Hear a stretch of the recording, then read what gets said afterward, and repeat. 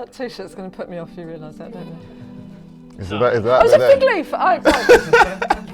I clearly have got a dirty mind. I would never put a live penis on the internet. Don't worry, it's there. It's a fig leaf. And I feel you have to put something saying not a penis. I feel like the monitor is covering the penis from the camera shot anyway. And I thought what? I'll be like, hey Jude. I'm going to be talking down. Hey Jude. Can you imagine that they can't see your t-shirt and I'm going, is that a penis? No, what are you talking about, Jude? I've got trousers on. What's going on, guys? It's Dr. Marcel and the beautiful Judi, and we're here on metro.co.uk to talk about Love Island body language. Last week we kind of touched on the Megan and Wes kind of like storyline. Who do you feel from her body language she's more into? Okay. Let's have a look. Has she got a mirror? Oh, that. And she's already started. I love that, Jade. I love that. Oh, we're going in for the hug, eh? Ugh.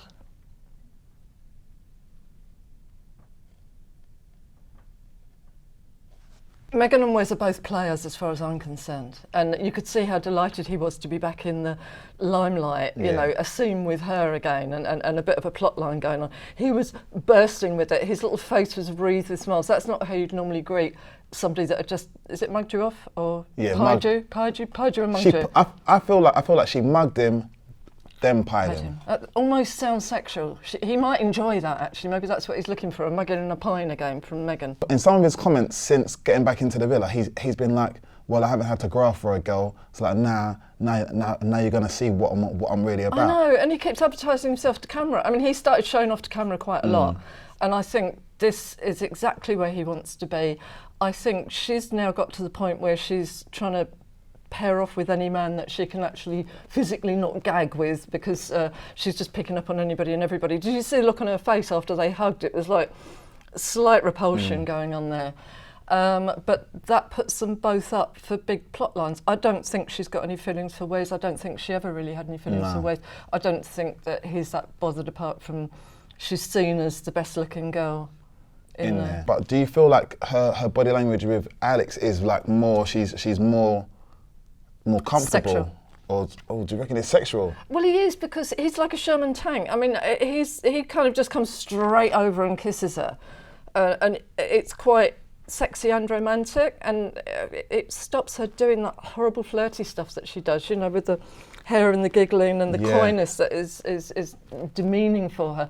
But I think he is, in a way, got a much more grown-up approach with her, and he is a big guy, and I think that might be why she might that much be attracted to him. But do you feel like it's like a kind of like an alpha kind of situation where he's coming and he's not really like put off by the fact that she was with Wes, or by the fact that Wes is back in the villa now? He's still kind of like being like masculine and being like ownership in a kind of way. It probably won't last, because she will pie him and mug him off as well, and then he's going to be diminished in there. But she always looks slightly dead behind the eyes, as though she's not really connecting with any of them. Because I kind of noticed in the hug, you know, when he actually embraced, she kind of like looked down and was like, it was kind of like, it was kind of like she kind of like got it off of her plate, because tick list, I mean, like, all right, fine, I've had a conversation with him now, I can kind of move on and kind of do what I need to do.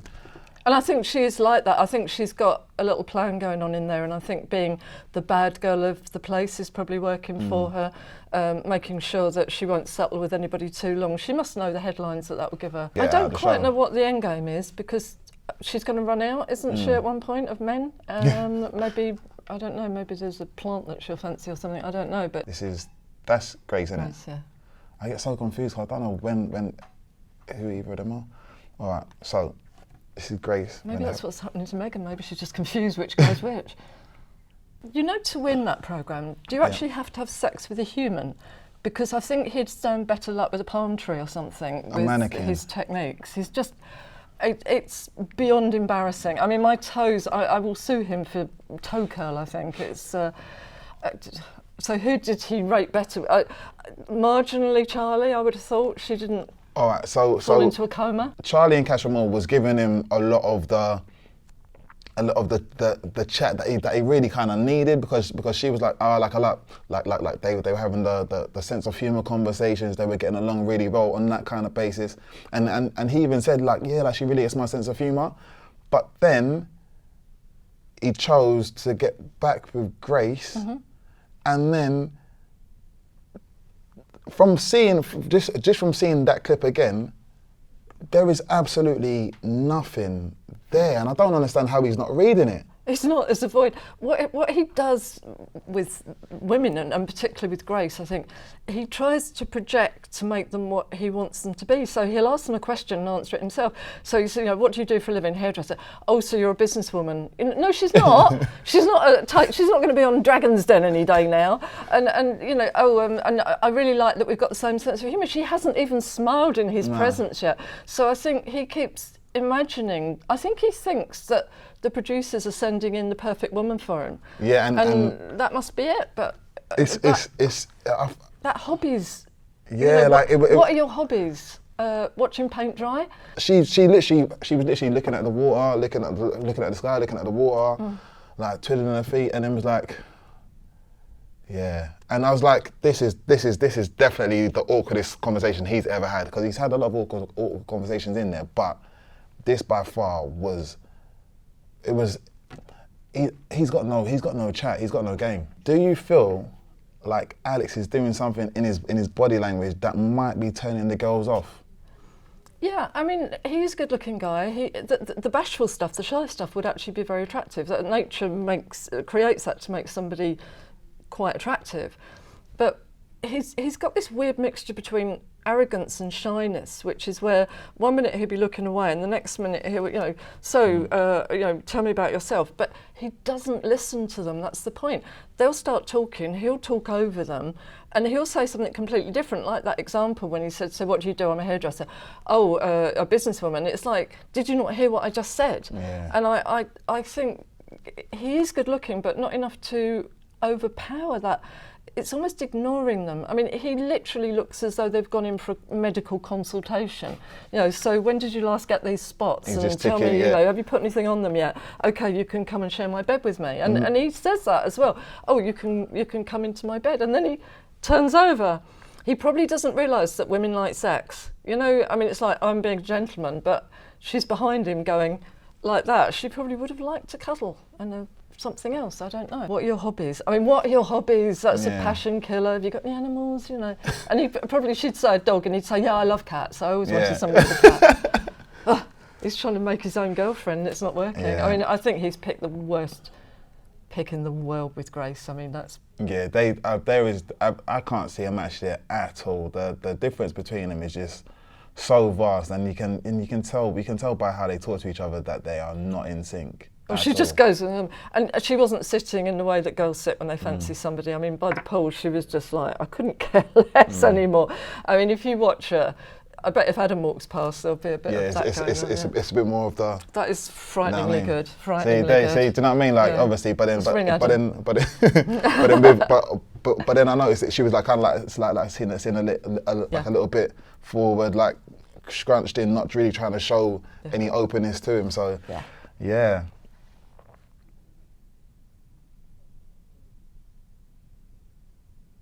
It's kind of sexy. Yeah. But there's still some friendshipy stuff there. Everybody wants those two to be absolutely loved up, and I kind of do. I'd be soft enough to say I do as well. But that was a really sexy position that they were in there in bed together. The legs intertwined and that kind of stuff. Yeah, but she's still leaning out. And I get that maybe that's some kind of birth control thing that she's doing, I don't know. But when you're in bed with somebody and you love them to bits and you must fancy them as well, I don't understand how they're doing all of that and he's not exploding or something. I mean, he just gazes at her and then she still hasn't kissed him properly either. It's always it's always the pecs. It's always he'd come back from Castro Moore, and it was literally like he had like. I remember when I saw Gabs, it was literally like I needed to like get in there. But with sorry, do you want to reword that? Oh yeah. All right. I needed You needed to embrace her romantically. Yeah, exactly. I needed to embrace her romantically and get a good smooch going. Yeah. But with with the Jack and Dani one, it was like he came back, he was by himself, she was panicking the whole time. Surely it would have been like a run up to him and just like give him a massive hug and kind of thing, but it was like kind of like a... Yeah. And then like... That was like an officer and a gentleman moment where everybody was waiting, you know, and then she did this signal with her hands, which is like babies do when they want to be picked up by their parents. So I felt that was more family gesture, you know, like my best friend's band. But then they got together and I was smiling and then peck and it was finished. And then they've both got slightly long faces again. It's just, clearly it's a strange atmosphere, but I'm not quite seeing those two.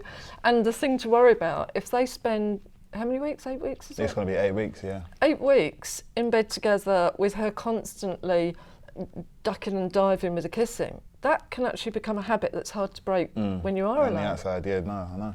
Do you? Well, no. I'm just saying. What happened? No. But like, yeah, like I can kind of understand. I can understand what you're saying, because like obviously, like once you get programmed into doing something for such a long time, you'll naturally just be like, that's how we are. That's how we are. Yeah. So, yeah, it's so sad. I know you like that. Leave me alone, JD. Leave me alone. All right. So the next question I've got is, was Ellie ever gonna try and lure Jack back? Like she never really made a play for him. Like, so I feel like maybe she's gone into the show knowing that he's on there, but based on previous, there was never gonna be anything there. Do you reckon that's the case? I smell so many rats when that kind of thing happens. I think, how could you not know? And did you think you were an ex on the beach? I don't know. But I mean, it was interesting for a while. I think she's a good character just to have gone in anyway. I think the Dani thing fizzled a little bit, but I would say it was worth it just to get the thing about Dani Dyer's poster. Not a poster. It's not a poster. What is it? It's a canvas. He's got a Dani Dyer canvas on his bedroom wall. Is that a legit thing? Yeah. Well, I don't know. I haven't got one, but I mean, yeah. What film is it from? Is it from EastEnders? No. From Football so it's from Football Factory. So do you know? I bet there's a pecking order now. That I can see through your mind. You're thinking that some of those films, a poster would be alright, but other ones he'd lose man points. Yeah. Oh, what is it? Which? Yeah. So if it's Football Factory, it's all right. See, but even in Football Factory, I don't know. I'm trying to imagine the pictures from Football Factory. I think if it was, what's that film called? The one when they've got the flipping, I can't remember what it's called. When they're Finding Nemo. No, I don't know. Can you imagine? They're in like Spain or something like that. They're in Marbella. Oh my God, I can't think of the film. That's a good one. That's a good one. You see, can you imagine taking a girl back to your bedroom? There's a picture of your mum on the wall above your bed.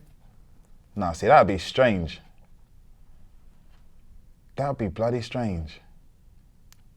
I wouldn't want that to happen. I like it. I mean, maybe when Dani Dyer, who I think is coming into Parents' Day or whatever you call it, it could be that, you know, the other Dani can come in with a hero worship going on here. Or Jack's parents could come in with the canvas and get Dan and get Dani Dyer to sign it, innit? So this is actually my mate Jack. Oh, zip. These two have got really close. I like them. I've grown to like Laura. I think she deserves somebody good after Wes. They seem like a nice couple together. We haven't had any scenes or anything, have we, with them? Yeah. I mean, I don't know if there's a compatibility. The only thing I would say is that she's been too submissive with him.